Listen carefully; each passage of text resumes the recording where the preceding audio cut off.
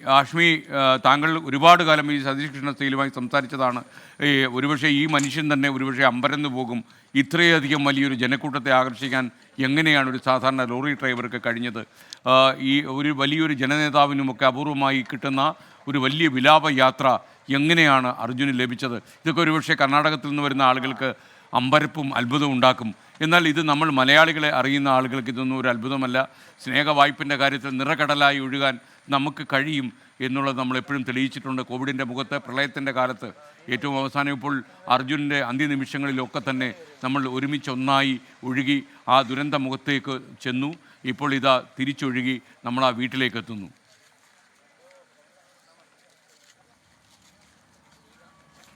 ഉറപ്പായും എസ്കേൻ, അന്ന് ആ തെരച്ചിൽ ദിവസങ്ങളിൽ മനാഫിനോട് അവിടുത്തെ ഒരു പോലീസ് ഉദ്യോഗസ്ഥർ ചോദിച്ചാണ് യഥാർത്ഥത്തിൽ ആരാണ് ഇവിടെ ഗംഗാവലിപ്പുഴയിൽ പോയത്, അവിടുത്തെ വല്ല VIP മക്കൾ വല്ലതുമാണോ, VIP ആണോ എന്ന് പറഞ്ഞു. അന്ന് മനാഫ് കൊടുത്ത മറുപടി ഒരു VIP അല്ല, സാധാരണക്കാരനാണ്, ഒരു മലയാളിയാണ്, അതുകൊണ്ടാണ് ഇത്ര സമ്മർദ്ദം നിങ്ങൾക്കെന്ന് മനാഫ് കൊടുത്ത മറുപടി മനാഫ് തന്നെ പറഞ്ഞതാണ്. എസ്കേൻ, ഈ MLA, കാർവാർ MLA ഞാനൊക്കെ ഫോണിൽ വിളിച്ചതിന് കയ്യും കണക്കുമില്ല എസ്കേൻ. ആ ദിവസങ്ങളിൽ രാവിലെ, ഉച്ചയ്ക്ക്, വൈകിട്ട്, രാത്രി, പാതിരാത്രി, ഏറെ പുലർച്ചെ എന്ന് വേണ്ട ഒരുപാട് തവണ വിളിച്ച് അദ്ദേഹത്തോട് ബുദ്ധിമുട്ടിച്ചിട്ടുണ്ട്. പലയാവർത്തി കയർത്ത് സംസാരിച്ചിട്ടുണ്ട്.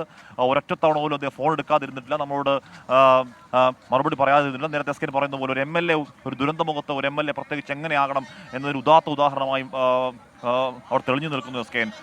കാർവാർ MLA അത് ഈ തെരച്ചിലിൽ ഓരോരോ ഘട്ടത്തിലുണ്ടായ എല്ലാ വഴിത്തിരിവിലും അവിടെ നമുക്ക് കാർവാർ MLAയുടെ ഒരു കയ്യൊപ്പ് കാണാം, അദ്ദേഹത്തിൻ്റെ ഒരു മുൻകൈ കാണാം.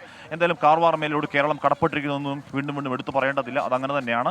എസ്കേൻ, നമ്മൾ നേരത്തെ പറയുന്നത് പോലെ അർജുൻ എന്ന ചെറുപ്പക്കാരനെ കേരളം എത്രത്തോളം സ്നേഹിച്ചിരുന്നു ഈ കുറഞ്ഞ ദിവസങ്ങൾ 72 നാളുകൾക്കുള്ളിൽ എത്രത്തോളം അവൻ ഓരോരോ വീട്ടകങ്ങളിലെയും അംഗമായി മാറി എന്നതിൻ്റെ ഏറ്റവും മികച്ച ദൃഷ്ടാന്തമാണ് എസ്കേൻ. ഇപ്പോൾ അതാ ആ മൃതദേഹം വഹിച്ചുകൊണ്ടുള്ള ആംബുലൻസിന് ചുറ്റും തടിച്ചുകൂടിയിരിക്കുന്ന നൂറുകണക്കിന് ആളുകൾ.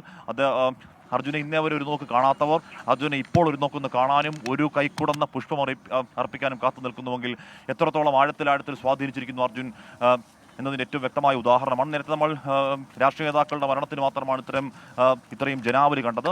72 നാൾ നീണ്ട സമാനതകളില്ലാത്ത ഈ രക്ഷാദൗത്യം, 72 നാളുകളിൽ പ്രപഞ്ചമൊട്ടാകെയുള്ള മലയാളി ഒരാൾക്ക് വേണ്ടി കാത്തിരുന്നു, പ്രാർത്ഥിച്ചു എന്ന അപൂർവത, അങ്ങനെ ഒരുപാട് അപൂർവതകൾ നിറഞ്ഞ ഈ ദൗത്യം അർജുൻ എന്ന ഒരു പേര് കേരളത്തിൻ്റെ ചരിത്ര പുസ്തകത്തിൽ ഉറപ്പായും രേഖപ്പെടുത്തി തന്നെ കിടക്കപ്പെടും. കാർവാർ MLA പറ്റി പറയുമ്പോൾ എസ്കേൻ, ഈശ്വർ മാൽപ്പെ അടക്കം പറയണം. നമ്മൾ മനാഫിനെ പിന്നെയും പറഞ്ഞുകൊണ്ടിരിക്കേണ്ടി വരും. നമ്മൾ രഞ്ജിത്ത് ഇസ്രായേലിനെ പറ്റി പറയേണ്ടി വരും.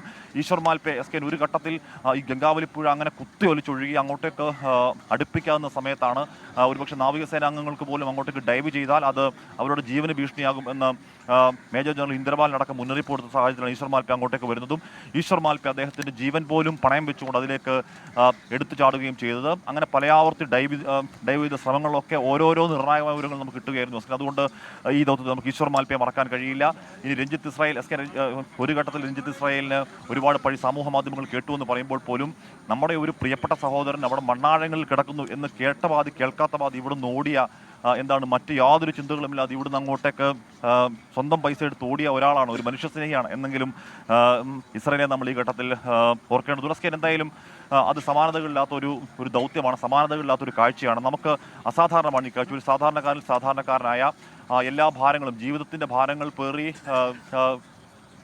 പലവിധ ജോലിക്ക് വേണ്ടി തെരുവിലേക്ക് ഇറങ്ങിയ പരമസാധുവായ ഒരു മനുഷ്യൻ്റെ അന്ത്യയാത്രയ്ക്ക് ഒരു നാട് ഇത്രത്തോളം വികാരവായ്പോടുകൂടി, ഇത്രത്തോളം സ്നേഹാദരത്തോടുകൂടി കൂടി നിൽക്കുന്നു എന്നുള്ളത്, എത്രത്തോളം അർജുൻ മടങ്ങിയെത്തണം എന്ന് ഈ മനുഷ്യരൊക്കെ ആഗ്രഹിച്ചിരുന്നു എന്നുള്ളത്. എസ്കേൻ, അർജുൻ അവൻ്റെ ജീവിതത്തിൽ ഒരുപാട് ജീവിതഭാരങ്ങൾ എടുത്തവനാണ്.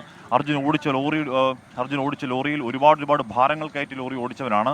ആ ഭാരങ്ങളൊക്കെ ഇറക്കി വെച്ച് ഇനിയൊരു യാത്രയില്ലാത്ത ലോകത്തേക്ക് അർജുൻ മടങ്ങുന്നു എന്ന ആ യാഥാർത്ഥ്യം ഉറപ്പായും നമ്മൾ ഉൾക്കൊണ്ടേ മതിയാവുകയുള്ളൂ. അത് ആ യാഥാർത്ഥ്യം വേദനാജനകമാണ് എന്ന് പറയുമ്പോൾ പോലും, എസ്കേൻ, ആ യാത്ര വേദനാജനകമാണ് എന്ന് പറയുമ്പോഴും അർജുൻ മടങ്ങിയെത്തണമെന്ന് ആത്മാർത്ഥമായി ആഗ്രഹിച്ചവരാണ് നമ്മൾ എന്ന് പറയുമ്പോഴും എസ്കേൻ, ഒരു കാര്യം ഉറപ്പാണ്.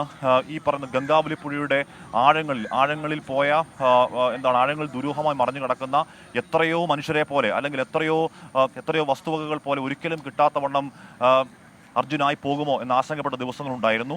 പലയാവർത്തി ദൗത്യം നിർത്തിവെച്ചു, പല പ്രതിസന്ധി ഘട്ടങ്ങൾ നിർത്തിവെക്കുന്ന സാഹചര്യം ഉണ്ടായി. അതിനുശേഷം അത് വീണ്ടും റീസ്റ്റാർട്ട് ചെയ്യുമോ എന്ന ഒരു ഭീതി പല ആളുകൾക്കും ഉണ്ടായി. പക്ഷേ അവിടെയൊക്കെ ആ രക്ഷാദൗത്യം അല്ലെങ്കിൽ അർജുനോട് തെരച്ചിൽ ഉയർത്തെഴുന്നേൽക്കുന്ന കാഴ്ച നമ്മൾ പലയാവർത്തി കണ്ടു. ഒരുപാട് പേർ പറഞ്ഞു എസ്കേൻ, ഇനി തിരഞ്ഞിട്ട് കാര്യമില്ല, ഒരു മനുഷ്യ ശരീരമല്ലേ, 70 നാൾ കഴിയുമ്പോഴേക്കും അതിന് ഗംഗാവിലൂടെ ആഴങ്ങളൊന്നും ഉണ്ടാകില്ല, ഈ ലോറിയുടെ ക്യാബിന് ഒരുപക്ഷെ പൊളിഞ്ഞു പോയിട്ടുണ്ടാകാം, അല്ലെങ്കിൽ അവിടുന്ന് കടലിലേക്ക് കുറച്ചു ദൂരം മാത്രമാണ്, കടലിലേക്ക് ഒഴുകിപ്പോയിട്ടുണ്ടാകാം എന്ന് നിരാശപ്പെട്ട മനുഷ്യർ, എന്ന് ആ രക്ഷാദൗത്യത്തെ നിരുത്സാഹപ്പെടുത്തിയ മനുഷ്യർ ഒരുപാട് പേരുണ്ടായിരുന്നു. പക്ഷേ അങ്ങനെയൊന്നുമല്ല, നമ്മൾ ഇച്ഛാശക്തിയുണ്ട്. പക്ഷേ മനാഫ് അടക്കം, അല്ലെങ്കിൽ മനാഫിൻ്റെ നേതൃത്വത്തിൽ, അർജുൻ്റെ സഹോദരി ഭർത്താവിൻ്റെ നേതൃത്വത്തിൽ നമ്മൾ കേരളക്കര ഒന്നാകെ ഇച്ഛാശക്തിയോടെ നിന്നു. ഗംഗാവലി പുഴയുടെ ആഴങ്ങളിൽ ഞങ്ങൾക്ക് ഉറപ്പുണ്ട്, ഞങ്ങളുടെ പ്രിയപ്പെട്ടവൻ അവിടെ ഉണ്ട് എന്ന് ഞങ്ങൾക്ക് ഉറപ്പുണ്ട്, ഞങ്ങൾക്കത് വേണം എന്ന് പറഞ്ഞ് നമ്മൾ ഇച്ഛാശക്തിയോടെ നിന്നു. അതിൻ്റെ ഭാഗമായി ആ തെരച്ചിൽ, നിന്നുപോയ തെരച്ചിൽ ഓരോരോ ഘട്ടങ്ങളിൽ പിന്നെയും പുനരാരംഭിച്ചു. ഡ്രഡ്ജർ സംവിധാനം എത്തിക്കാൻ ഒരു വലിയ ചെലവ് ആവശ്യമുള്ള സംവിധാനമായിരുന്നു എസ്കേൻ. ഒരു പക്ഷേ 90 ലക്ഷത്തോളം രൂപ ചെലവ് വന്നതാണ് ഡ്രഡ്ജർ സംവിധാനം. ഇബ്രാഹിമാണ് നമുക്കൊപ്പം ചേർന്നത്.